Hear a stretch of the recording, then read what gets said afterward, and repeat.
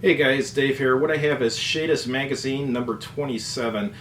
It originally cost $3.95 in 1996. I picked it up for, I believe, $5 plus $5 shipping. The reason I got it is because it has a game from Dan Verson, which is called Corellian Smuggler, which is a solitaire game in the Star Wars universe, and I figured for the $5 plus $5 shipping, I mean, it was certainly worth trying. So what the game is about smuggling in a Star Wars universe, as I'm sure you've imagined, and basically you're trying to do jobs, and the jobs will have different cargoes. Some of the cargoes are legal, some of them are illegal. Depends. You can either choose legal or illegal, and then after that you do a 2d6 die roll to see what kind of cargo it is. Obviously the illegal ones pay a lot more, but the downside to that is you get wanted counters, and wanted counters make it more likely that you can have Imperial entanglements, and Imperial entanglements are really bad.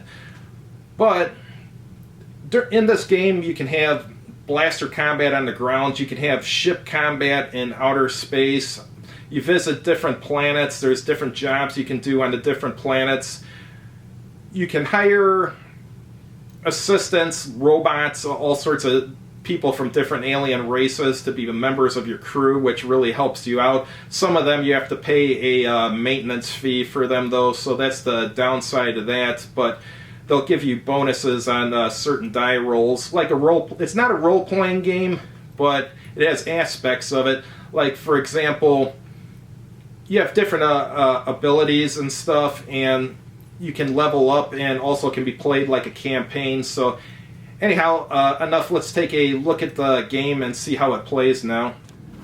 In Corellian Smuggler, the first thing you do is fill out your character sheet. So the first thing you do is give him a name. So I just call him Captain Dave, since that's what I call pretty much every character I have in games. And now you have 7 points to spend if you're playing the first scenario. If you decide to skip ahead and say go to the third scenario, you get an additional 4 points to spend for each scenario that you've skipped. So, but we're going to start with the first scenario.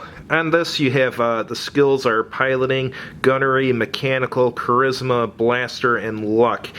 In my experience after playing this a few times, my favorite is luck. So what luck does is, for each of these circles, if you get a roll and it's not a roll that you like, you can retroactively apply 1 or 2 circles to it. Each circle will add either +1 or -1 to the die roll, your choice, and you can add up to 2 circles, so you can add +2 or -2 to a die roll, so it really helps you out, because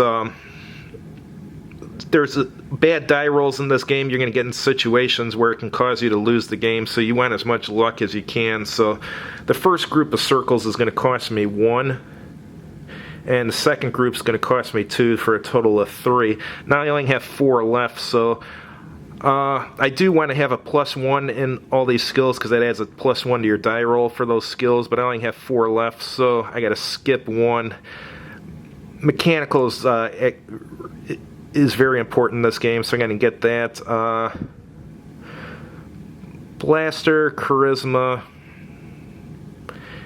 and gunnery. I'll skip piloting. And beneath here is some more stuff. These you buy as you play the game. You use credits and 2 points to get them if you wish. And there's another place here where you can keep track of credits here. I just write down how many credits I have. Here you can use a chit to mark on here, but if I have 900 credits, I just write it on the sheet. That's how I like to do it. First scenario is repair ship or bring me my hydro spanner. Essentially what has happened is you won a ship in a high-stakes Sabbath game. The problem is there's a lot of stuff wrong with it. So you have a bunch of components which are really damaged, and what that means is you have to repair them twice. So you have carbon scoring twice, emergency generator really damaged, bunks lounge, vacuum suits, lateral controls, but there's some parts that are only just damaged, which means you only have to repair them once, such as the force shield, some carbon scoring, cockpit bottom weapons turret, and aft shield. Problem is you only have 1,000 credits, so it's going to cost a lot more than that to do the repairs, so you're going to have to do some jobs to do so, smuggling stuff. And if you get the ship repaired in 1 to 3 days, you get 7 character points, 4 to 7, 6, all the way down to 20, which is 2. And if you end the scenario without completely repairing it, you only get 1 character point, and you can use the character points for leveling up. The daily sequence of play goes as follows. Pay daily expenses, which is usually for crew that you've hired. If you're in a non-wilderness system, you roll for spaceport encounters, and then you select and resolve a spaceport activity for each crew member, followed by rolling for spaceport imperial entanglements. As far as imperial entanglements in this game, the more wanted counters you have, the more likely they are to occur. If you're in a wilderness system, you remove 1 wanted counter, and you roll for a wilderness encounter, and you select and resolve a wilderness activity for each crew member. If you're dead in space, you select a dead in space activity, but you don't roll for space encounters while you're dead in space. And if you wish, you can, for the third phase, you can choose to travel to another system. If you do, you roll for a space encounter, and you move the ship to your destination system, where you'll roll for space imperial entanglements, so the wanteds will make it more likely that something bad is going to happen. And at the end of the day, you advance the day marker. That's how the sequence of play works. Here's the different spaceport activities. You can do nothing, heal, repair the ship, which is what you need to do for the first scenario. Fulfill your goal, load cargo or contraband, unload cargo or contraband, or hire a crew member. You're going to be hiring a lot of crew members because you're going to need their help.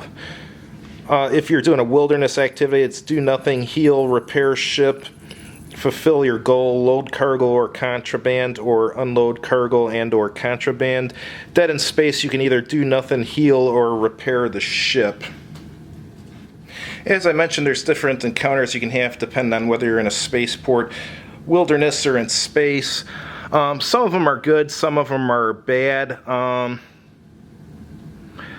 found that you're going to be using the luck rolls a lot on this table, because some of these encounters, you have it. If you basically fail the encounter, you're going to die. So this is an area where you're going to use luck a lot. Here's an example of a encounter that can be really deadly for you. Blaster duel, you're shooting it out with some low-life scum. On 2d6, if you get a 4 or less, you're just dead and the game's over. 5 to 7, you're wounded, but you get them. 8 to 10, nice shooting. Go get a drink and you get 100 credits. 11 plus, quick and deadly. Blah, blah, blah. You get to add 1 character point towards your blaster skill in addition to your 100 credits. Problem is, if you get less than a 4 on this, or 4 or less, and you don't have any luck points, the game's just over. So some of these encounters you got to be really careful with. I mean, good things can happen if you do well on this, but if you don't do well, that's it. So you have to really hold on to your luck points in this game and use them when you need. Space combat is really deadly in this. If you roll a 9 or get a 9 or higher, you destroy the ship that a fighter that happens to be shooting at your ship. But however, check this out: fighters shooting at your ship, basically on a 7 or above, they either damage you or really damage you, or even do a really damage 3, which does 3 damage to you. So, and remember, what you're trying to do here is repair your ship. So if you get into some space combat, you can take a lot of damage and basically ensure there's no way you're going to win this scenario within 20 turns. So something to think about. Blaster combat, you're at kind of a disadvantage against stormtroopers. Remember, all these things like space combat and blaster combat, there's modifiers you can add, but if you're shooting at the enemy and you get a 9 or above, you kill them, but for a 6 through 8, it's negated by armor, and a 5 or less, you miss. Stormtroopers shooting, basically a 7 or above at least stuns you. So 7 to 8 stuns you, 9 wounds you, and 10 and up, you're just dead. So you have to... I recommend trying to avoid combat if you can, using your luck points, and if you do, well, you're going to have to definitely use some luck points during combat, because you're going to have encounters where 2 guys boards your ship, or maybe if you're in space combat, you'll have several TIE fighters attack you, so it's really deadly. If you get into an Imperial entanglement, one thing you got to remember is you can choose to jettison your contraband before you're boarded.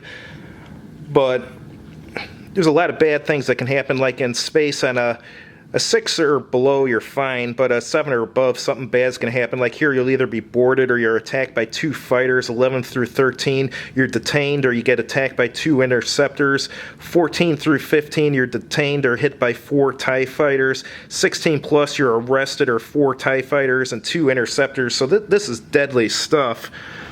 Spaceport, you're either boarded or you have to fight 2 stormtroopers. You're detained or fight 4 stormtroopers, or detained and fight 6, or arrested and fight 8. So this is really bad stuff that can happen to you. So you always want to avoid Imperial entanglements, and the best way to do that is with luck points, or trying to getting your wanted counters removed will help too, because wanted counters will make it more likely that an Imperial entanglement occurs. One thing I forgot to mention about the space combat is each round you roll 2d6 for TIE fighters.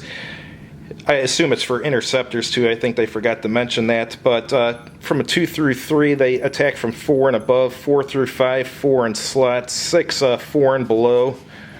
7 and 8 and aft and below, 9 and 10 and aft and slot, and 11 and 12 aft and above. You're probably saying, well, what does it matter what area they're attacking you in? It's because that helps determine what parts of your ship are damaged. So that's the point of this here.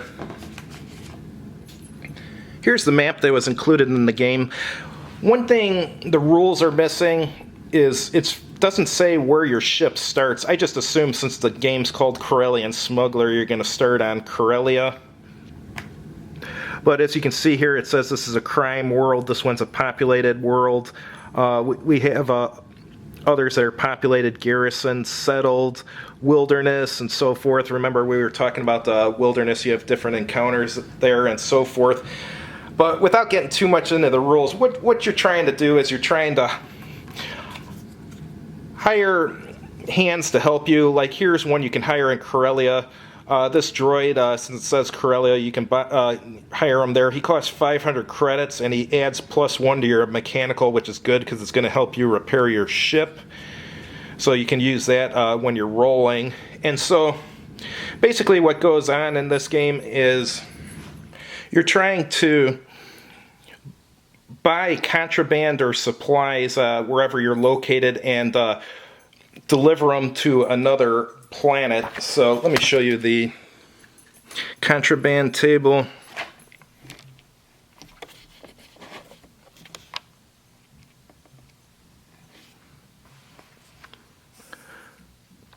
So you roll 2d6 to see what. Let me show you first here. Here's a regular cargo. Those are 2d6 too. I didn't bother with those. I wanted the contraband because it pays out better. So you roll to see what kind of contraband you get, and it tells you how much you get if you successfully deliver it, and it tells you how many wanted counters you get. So this will put down 4. So this pays 3,000 credits, but it's going to put out a lot of wanted counters, which is going to greatly increase the likelihood that you're going to have an Imperial entanglement. And you also roll 2d6, which will determine what planet you have to deliver to. So if you look at the map here, each of these planets has a number.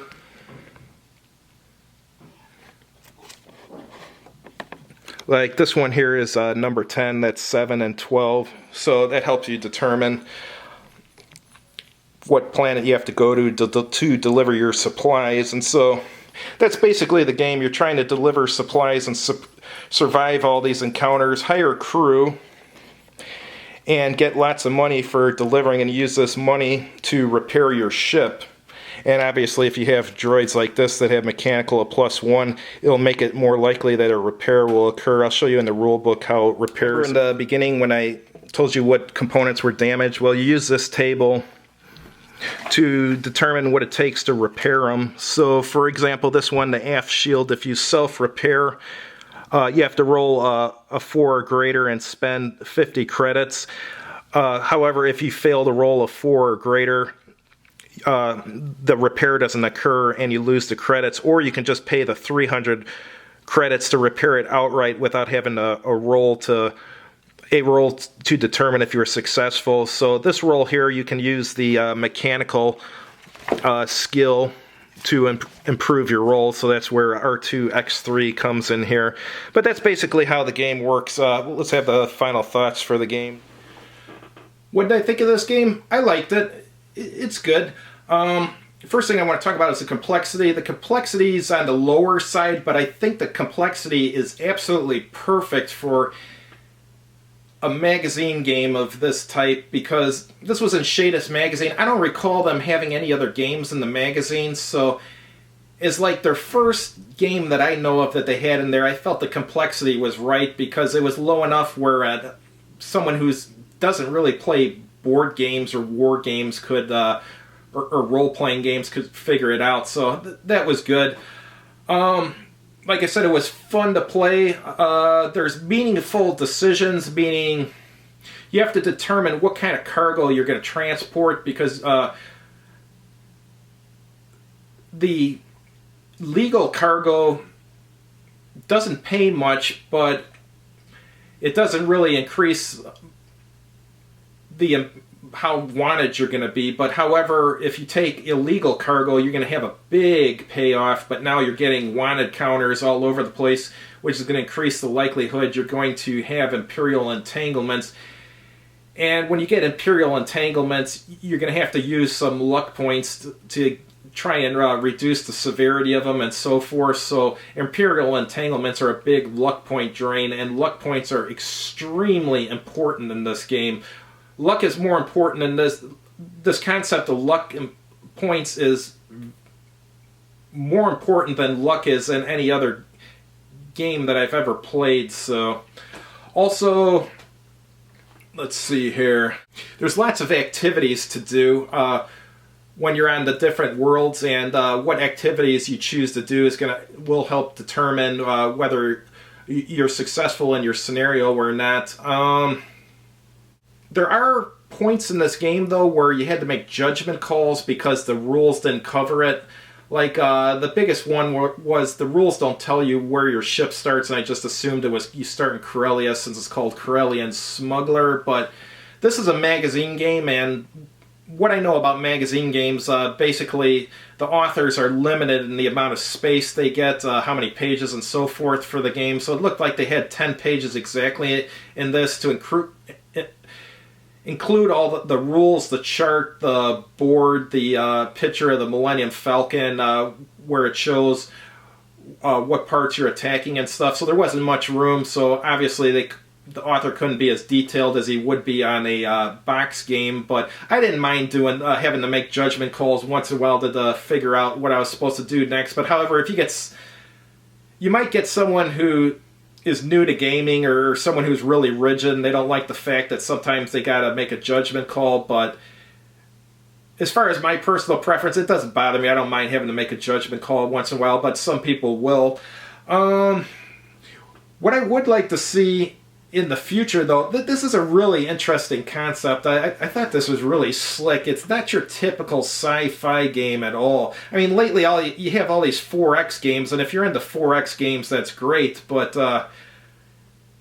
this is kind of unique, and I like it. What I'd like to see them throw out the Star Wars intellectual property and just make this a generic sci-fi game and make a box version, greatly expand on the game, add a mounted board, better components and stuff and so forth, more scenarios, and I think it would be just absolutely fantastic, because this is a really good concept, and expanding on it would just make it even better. So anyhow, it's a good game. If you like me, you could find it for a reasonable price. Pick it up. I think you'll like it. So anyhow, if you like the video, please click like on the video and please subscribe to my channel. Have a good evening.